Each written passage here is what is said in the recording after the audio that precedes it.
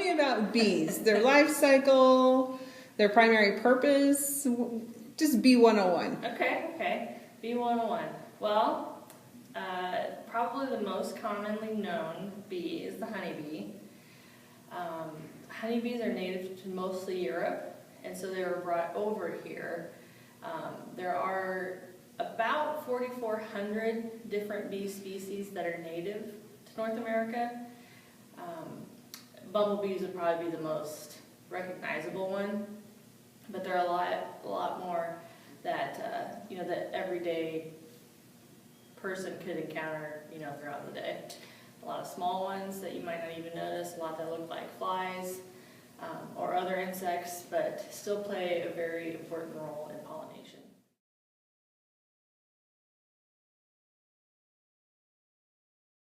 And how long does your average bee live for? That's kind of that would be a depends, it depends kind of question. A honeybee queen in a hive that's managed hive could live 2 to 5 years. But a native bee that has a very short life cycle might only be a few months, could be as few as a few weeks. If it's some of the drones in honeybee hives, the male bees would be a lot shorter lived. So it really depends on what kind of bee that we're talking about.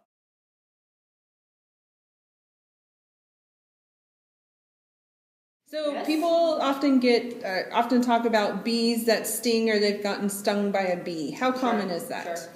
Well, it's maybe not as common as you would necessarily think. You got to keep in mind that if you're stung by a honeybee, that honeybee is trying to protect something, and more than likely it's trying to protect the hive, its family, its honey resources, and that kind of thing. And so it thinks that you're attacking them if you were to open a hive, and you'd have things, flying at you immediately. Honeybees are different in that the worker bees are all female, and so they can all sting. And they have a barbed stinger, and so once they sting inside your skin, or they penetrate your skin, that stinger gets stuck, and then it pulls out the venom sac in their abdomen, and so that honeybee will die. One sting and it's done. And those are usually the ones that you would notice because they're fairly painful, or can be. But other bees, the smaller ones that sting, can vary anywhere from not even feeling it, some that just can't sting altogether, to a bumblebee, a larger body, a larger stinger.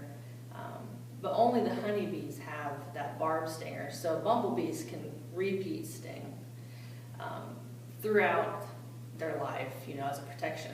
So it's maybe not as common as you think, but because it's such a traumatic experience that people remember it. I've only been stung by honeybees in my bee yard when I was opening the hives and I wasn't wearing enough protective gear.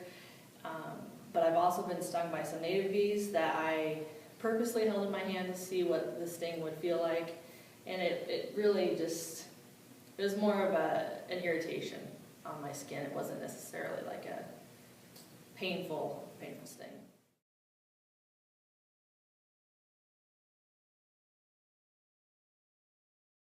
Where can we find bees? I see them in hives, but I'm sure that's not always specific. Yeah. Yes. Yeah. So those are honeybees. Those are managed honeybees, and honeybees are not native. Again, they're native mostly to Europe. They will live in rotting trees, whatever, if there's a swarm. But if you see a hive, it's a honeybee.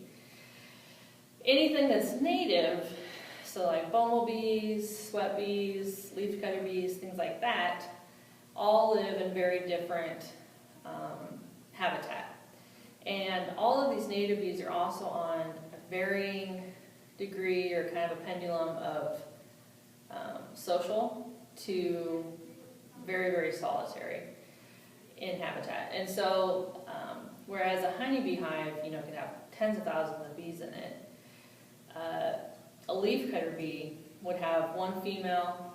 She would mate, lay 4 or 5 eggs, wherever she does, and that's it. That's the entire family, if you will. And so a lot of times, people are unaware that they don't live in hives, they aren't producing honey that can be harvested. And so really, if you look at all of the native bees that are native to Nebraska or even North America, about 70% of those actually live in the ground. And so they literally burrow a little nest, usually just the size of their body, into the ground, into any soil that's bare, that they can get into. Some prefer a lot sandier soil, some prefer slightly loamier soil, and that kind of thing. It really depends on the bee. But about 70% of them live in the ground.